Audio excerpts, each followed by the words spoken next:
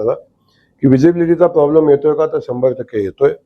ढगाळ वातावरणामध्ये किंबहुना अशा परिस्थितीमध्ये विजिबिलिटीचा प्रॉब्लेम सोलापूरच्या विमानतळाला सातत्याने येतोय. अशा कालखंडामध्ये विमानसेवा चालवणं म्हणजे प्रवाशांच्या जीवाशी खेळणं हा जो विषय आहे तो विषय आहे. आणि आता आपण तातडीनं काय निर्णय घेतोय की नाईट लँडिंगची व्यवस्था या ठिकाणी झाली पाहिजे. आणि त्यासाठी ज्या ज्या अडचणी आहेत, काय कोर्टाची अडचण आहे आणि कोर्टाच्या अडचणीच्या पलीकडे जाऊन काही गोष्टी करायला लागतात.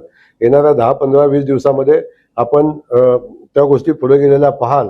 आणि लवकरच या सोलापूर शहरामध्ये नाईट लँडिंगची व्यवस्था उभी राहील आणि सातत्याने विमानसेवा चालू राहील. आता आम्ही कंपनीशी चर्चा करतोय की ही विमानसेवा सातत्यानं चालू राहिली पाहिजे.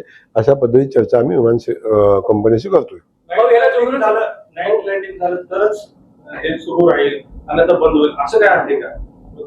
तुमचं काय इच्छा आहे की विजिबिलिटी नसताना विमान चाललं पाहिजे अशी तुमची इच्छा आहे का? यातून एक नाईट लँडिंग आपण समजून घ्या. त्या ठिकाणी नाईट लँडिंगची व्यवस्था आहे, त्या ठिकाणी बाकीच्या सुविधा असतात. या ठिकाणी सोलापूरला जोपर्यंत नाईट लँडिंगची व्यवस्था होणार नाही तोपर्यंत विजिबिलिटीचा प्रॉब्लेम जो आहे तो थोडाफार राहणार आहे. आणि म्हणून आपण त्या दृष्टिकोनातून आपण पाहतो. आजूबाजूला झालेलं अतिक्रमण, कोर्टाने दिलेला स्टे, याही सगळ्या गोष्टीचा विचार आपण केला पाहिजे.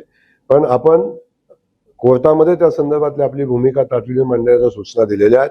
कोर्टाशी आम्ही आपली भूमिका मांडून तातडीने ती व्यवस्था उभी करू. आणि जी जमीन ताब्यात घेणं आवश्यक आहे नाईट लँडिंगसाठी ती जमीन आम्ही ताब्यात घेऊ आणि वेळ पडली तर सक्ती करू. पण आम्ही तातडीनं हे त्या जागा खाली करण्याचं काम करू. आणि जे अतिक्रमण बेकायदेशीर केलेलं आहे, गावात घर असताना तिथे जाऊन नव्यानं घरं बांधलेली आहेत, पत्र्याचं शेड टाकून जे अतिक्रमण केलंय ते निष्कासित करावंच लागेल.